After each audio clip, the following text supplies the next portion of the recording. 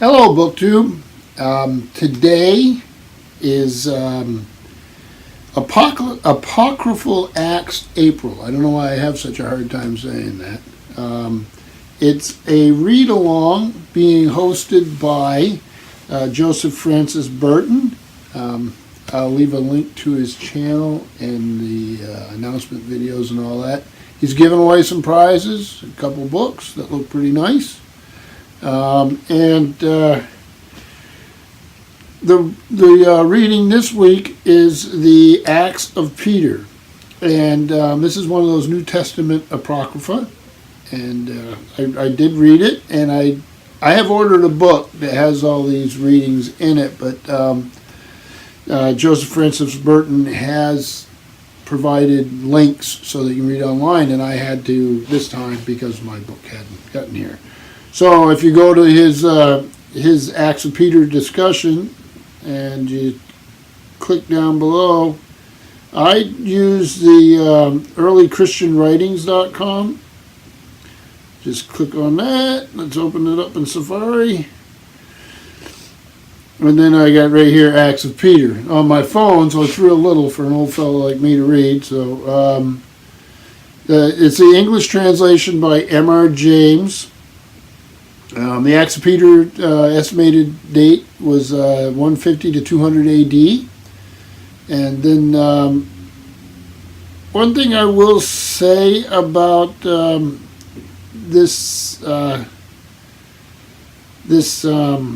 translation was that it was,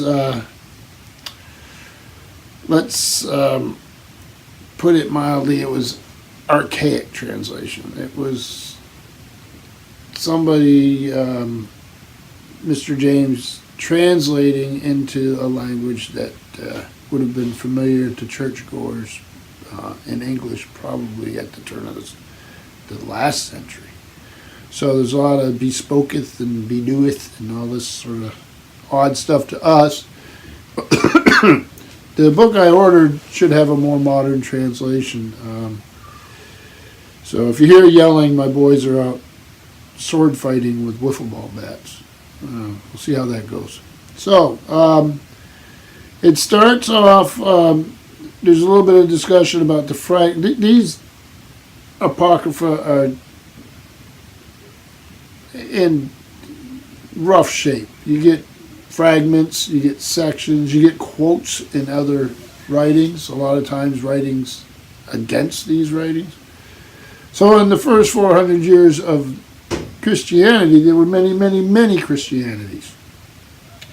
And the communities, the churches, actually predate the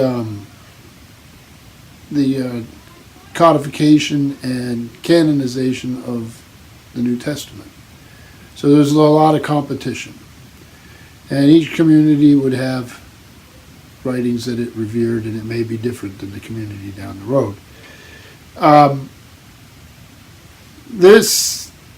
then later when the church hierarchy started getting solidified, it never solidified permanently. We have the Orthodox East, the homeland of Christianity.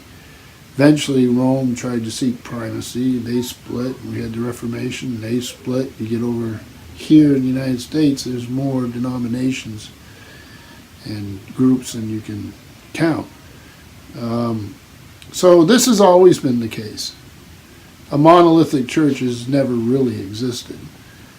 And there's been different interpretations. And this is a good reminder that it was that way from the beginning, even before there was a New Testament. Before the church decided what the New Testament was and even what the phrase "the church" means. But we start with Paul in Rome. And he's got groups and groups of folks who have accepted his teachings about Christ. And it's time for him to leave for Spain. In the New Testament, we meet a character named Simon Magus, Simon the Magician. He's ousted in the New Testament, and reference is made to that here. But he shows up in Rome after Paul's left. and he's causing problems.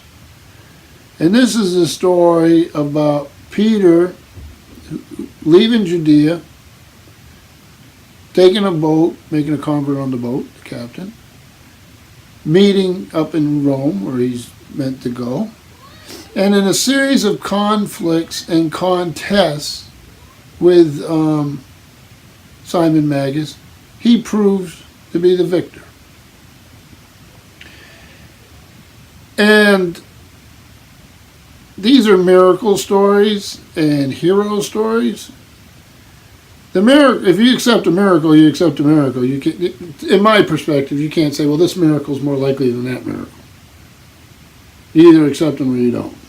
I particularly find some of these quite hilarious. Others are more in keeping with what has come down for 2,000 years, because after this stuff was written, there's a canonical type of miracle. But these are not, to me at least, more far out than any other miracle. So we have a couple different kinds of contests, and Simon has caused some of the followers of Christ, who would learn from Paul, to break away and follow him. One contest is Simon is at the house of a Roman high official named Marcellus, and there's a huge crowd. Peter can't get in to challenge Simon the Magus, and there's a gigantic dog chained outside. I mean, my impression reading it was he was huge.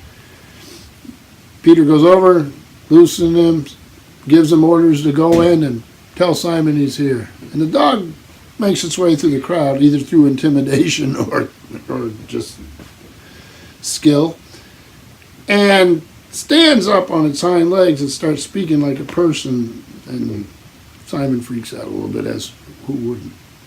There's a scene where Peter makes these smoked kipper snacks, I guess you'd call them, herring,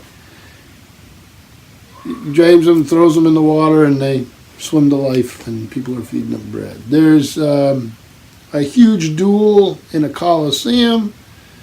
There's a prefect who's going to judge between Simon Magus and Peter and decide who is telling the truth and who represents good.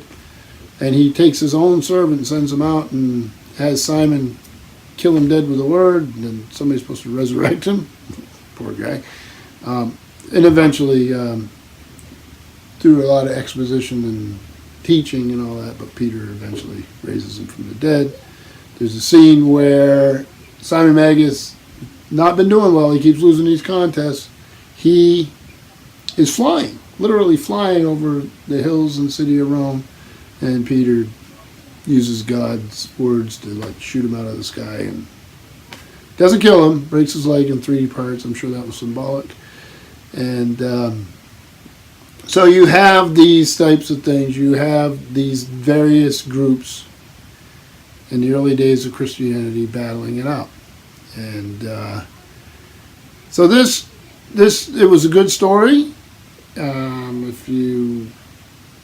There's conflict. There's a good guy, Peter. There's a bad guy, Simon Magus, who's a bad magician, who's deceiving people. You have all this stuff going on, and it's short. I mean, you can read this in one sitting.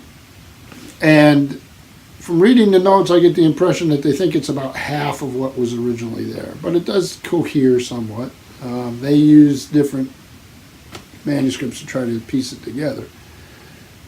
The ending is a little odd. There's this old tradition in Christianity that Peter was crucified upside down. And that is in here. Later tradition has it he did that because he didn't believe he was worthy to be executed right side up, because that's how Jesus was killed on the cross.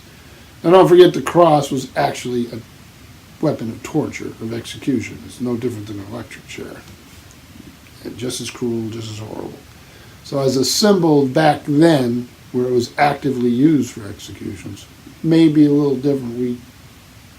We've muddied the water over 2,000 years. I can't imagine somebody asking to be electrocuted upside down in an electric chair because somebody else is going before them. It may be that that's exactly what they did. I don't know, but I have a hard time wrapping my head around it. The explanation given in this fragment, or any other explanation, none of them seem too convincing to me. And who knows, it may be as simple as a Roman executioner having fun at a victim's expense. I don't know. But you get these little odd side notes that after a couple thousand years are hard to wrap your head around. Joseph Francis Burton in his video makes it clear that these are communities that no longer exist. That there's going to be references that maybe we don't get died out with those people. But they were people nonetheless. They had an ideology. They had beliefs that they held sincerely. What's figurative language? What's literal? It does seem like there was some fun taken in this. Okay, the talking dog is pretty cool, and shooting the flying sorcerer out of the sky was also pretty neat. And so it's entertaining. If you try to think deeply about what's going on, you probably would need a little more reading than just this. And we will be doing some. I'm looking forward to following him on his, Joseph Francis Burton, on his travels with this New Testament Apocrypha. It's a little different, so we'll see how it goes. With that, I'm going to go out and see if anybody's gotten whacked with the wiffle ball bats. They're sword fighting out there, and I'm nervously trying to glance out the window to see if anybody's gotten hurt, but they seem fine. So I will go out and run around with the boys, and maybe head up into the woods today, and I hope you all have a good week. Beautiful weather here. Thank you, BookTube.